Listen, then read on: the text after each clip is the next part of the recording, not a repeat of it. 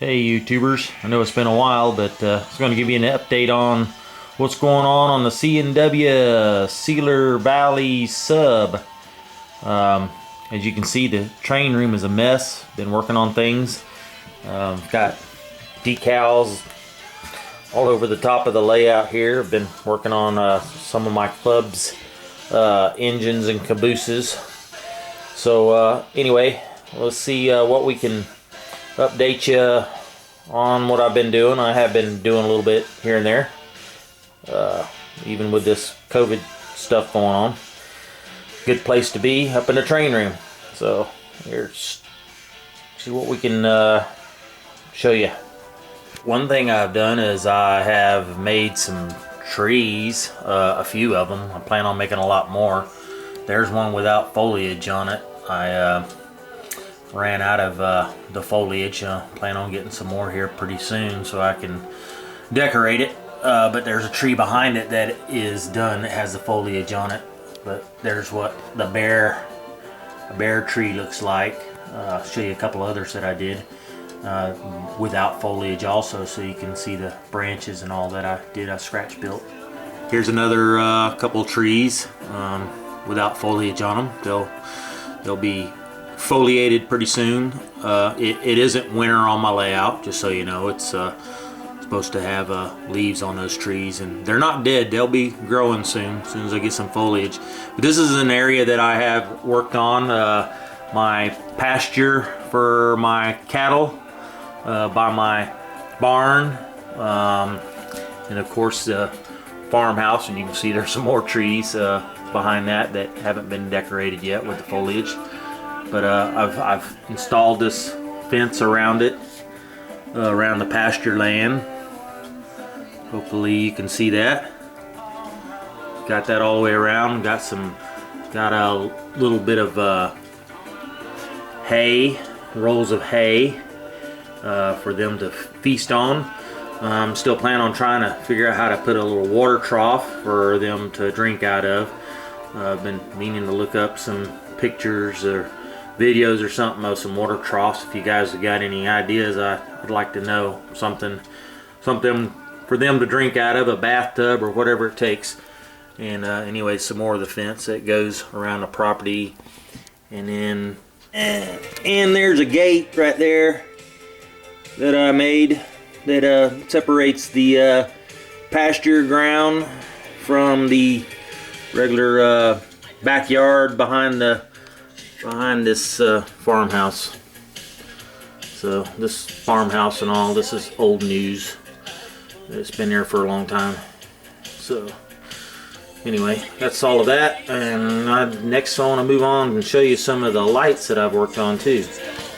Okay, here's some lights that I got from everybody's favorite shopping place, Amazon.com. But anyway, they're street lights, and these particular ones come 10 to a pack, and they actually come with the resistors with them.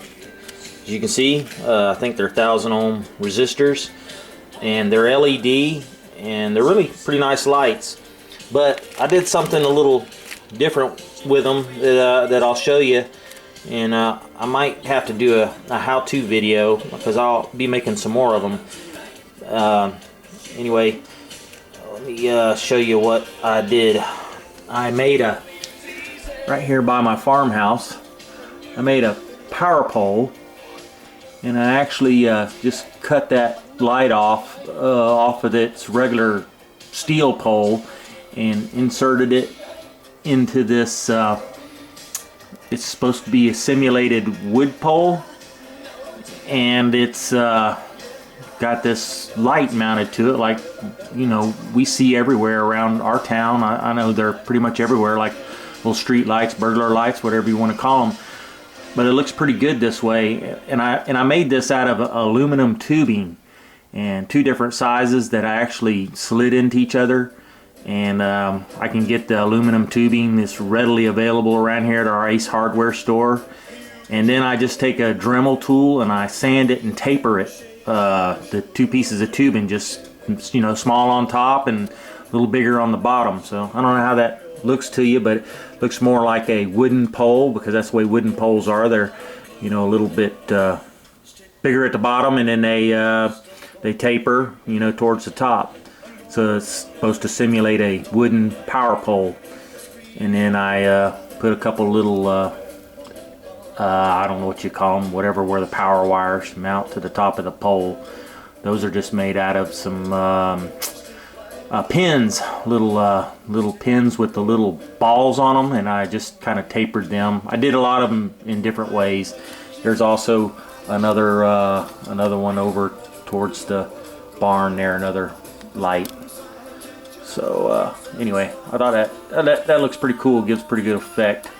And one day maybe I'll actually string them, because I'm going to show you over in my other town where I've actually did some power pole, put some wires on them. It looks pretty neat. So let me move on here. Just a couple more power poles here, Summers on the main street. Hopefully you can see that pretty good.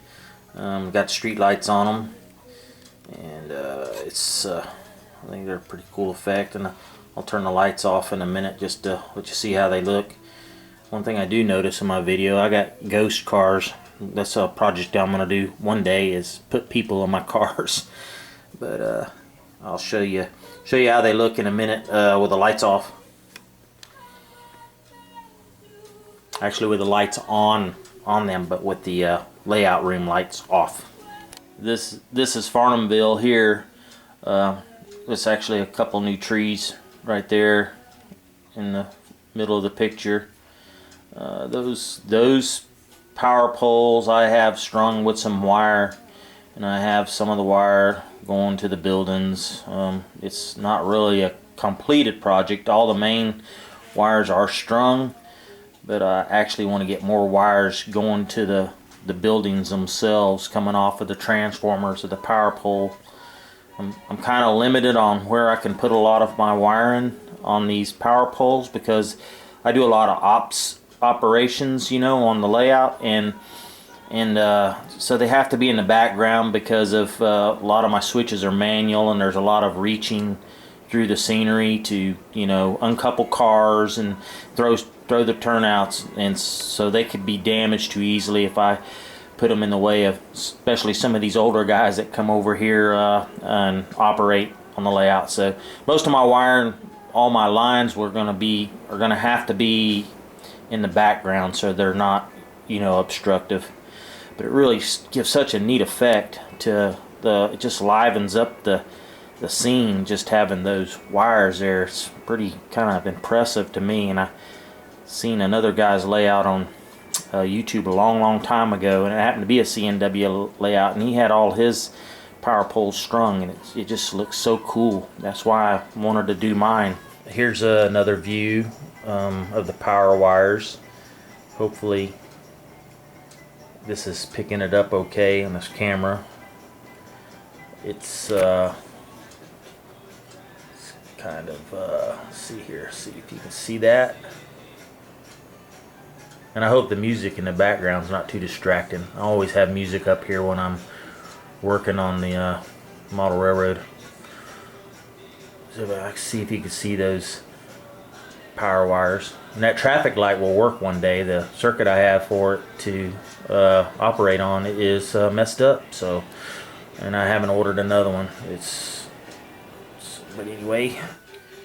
So anyway, if you look here, you can see that I went right into the backdrop, and it's I just actually nailed them right to the backdrop, and then I put some trees and foliage right in front of it, so it just kind of blends in and hides the nails I put into the backdrop, which is holding the lines. I think I did a pretty good job of disguising it. I made a mention about the music because I had someone posted on one of my comment sections that the music was very distracting, so nobody else ever has, so I guess that's just tough. Just gonna have to hear the background music. Okay, so I think you get the gist of that, and I'll show the other side. And here's the other end of the street that goes into the backdrop, and to me you can't even, you know, really tell. Can't see the nails, and what I did is glued a little bit of the foliage over top of them on the backdrop itself, and then I just put these trees in front of it to help to hide that, and just put them really close to the backdrop. So I think it gives a pretty good effect, and the lines just look like they disappear. So I think it looks really cool. I'm not patting myself on the back or anything, but I do like it. And this has been done for a while. These I've strung these a long time ago, so I don't post enough, I know, on YouTube. Oh, those are some new trees too, by the way, right there. Those are some new trees. I know they grew in a hurry, but those 3 big trees you see there are relatively new. When I got my little tree building fit for a while there, I actually put those up, and there's some others around the layout that I put up, and that's actually got foliage on them. They don't look dead, but I won't show you all those. I just wanted you to see them, just so you know I've been doing something around here.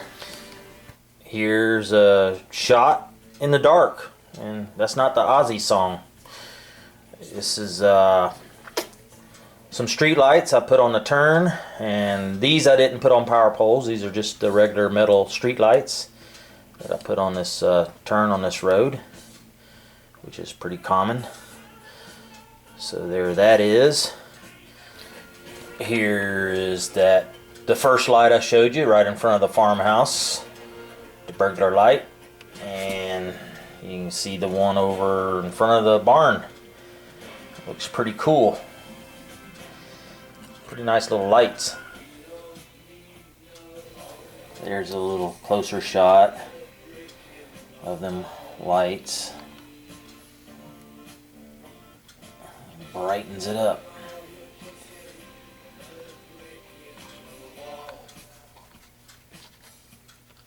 Lighting is such a cool effect. This is the shot of downtown Summers. The lights I showed you a while ago with them lit up. Gives a really cool effect. Just span it around here a minute. You can see there's a light in front of the way station for the grain elevator. And I think I've shown this before in a video of the ADM plant lit up.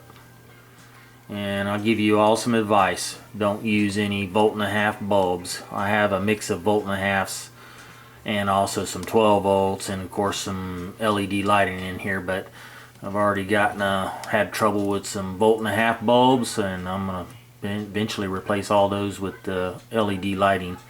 I've actually had one burn out over the stairs. A friend of mine told me not to use the 1.5 volts, I have too much trouble with them. Well, he's right. I'm not going to use them anymore.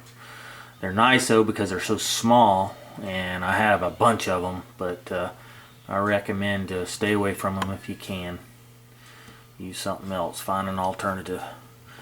But anyway, that's the ADM plant lit up. Let's see. Get all the way to the top. You see the ceiling. You know my layout is in an attic that I enclosed several years ago. So you can see the ceiling in the background. And it's tall enough to stand up in here. Of course, I'm not a very tall person, so I don't have any trouble bumping my head.